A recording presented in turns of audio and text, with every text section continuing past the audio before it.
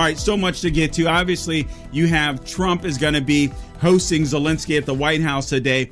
Guys, a lot of people want to make hay and pretend like nothing major is happening, like Trump fumbled the ball when it came to Putin. I just want to reiterate some of the things that I said in the first hour of the program, and that is complete and utter nonsense. I do believe that what President Trump is doing there are a lot of people that exist that are still in the Cold War era, whether that be some establishment Republicans and Democrats, or whether that be Vladimir Putin himself. I believe that he's stuck in the Cold War era. And you have President Trump who wants to bring peace to the world, and I think that's a better option. It's at least worth trying, as opposed to seeing Russia in cahoots with North Korea, Russia in cahoots with China. President Trump is trying to bring peace. So what he's doing is saying, listen, guys, you're stuck in the Cold War era. Some of you Americans, whether you're Republican or Democrat,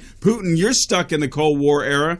Why don't we get along? Why don't we make things work? Why don't we just focus on doing what's best for our country, and let's stop the killing, whether the killing is in Ukraine, whether the killing is in Russia. So many people are dying unnecessarily. So, I mean, this is amazing. Now, President Trump has come to the point where he said, listen, it's almost like an Article 5 guarantee where he's willing to kind of step up, if you will, and provide some permanent securities for Ukraine. Frankly, I felt like he had already done that. The moment President Trump said that we wanted to dig for rare earth minerals inside of Ukraine, I felt like what he was doing was essentially saying, hey, Russia, you guys have done what you've done.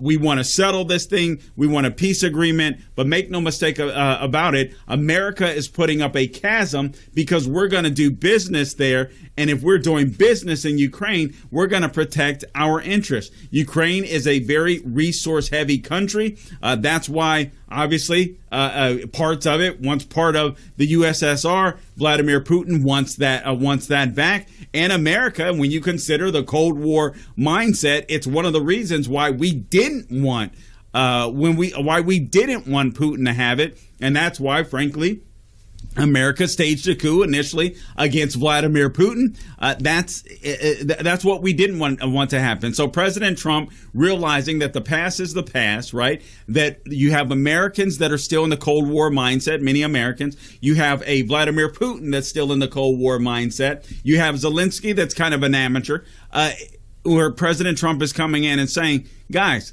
let's just broker a deal. Let's have peace. And the left says this is crazy. Now, let me just remind you, it wasn't crazy when essentially you had Joe Biden, the dementia patient in the White House at the time, literally trying to coax Russia into attacking Ukraine, basically green lighting them. I mean, after we had already had the Afghanistan debacle that we saw, that so-called withdrawal. Why did he do it? I believe that Joe Biden did it because, for one, he's Joe Biden. He wants to be the tough guy. But I even believe it's more sinister than that. I think Joe Biden wanted to run on war. A lot of presidents do well in re-election campaigns, during the re-election campaigns, when we're having a war. And I believe that's what Joe Biden wanted. Here's where Trump comes in. He wants to come in and he wants to stop war. And the left goes insane. It's crazy. Every single issue, DC crime, Iran. All right. The left takes the wrong side of the issue. It's insane to me. Going back to a column that I talked about in the first hour and part of the second hour by Joe Concha, it's only getting worse. The top 5 media fails Trump 2.0. He mentions Iran's Fordow nuclear facility, how the media said it's alive and well. Basically, all of that planning. I mean, what a successful, probably one of the most successful military attacks in world history. And then President Trump working alongside with Benjamin Netanyahu of Israel, and they pulled this thing off. I mean, absolutely spectacular, absolutely amazing. They destroy Fordow, but for weeks on end, you had the media almost gleefully trying to say, oh, no, they only did, days and weeks worth of damage, almost as if the media was hoping and cheering for that. Iran, the world's leading state sponsor of terror.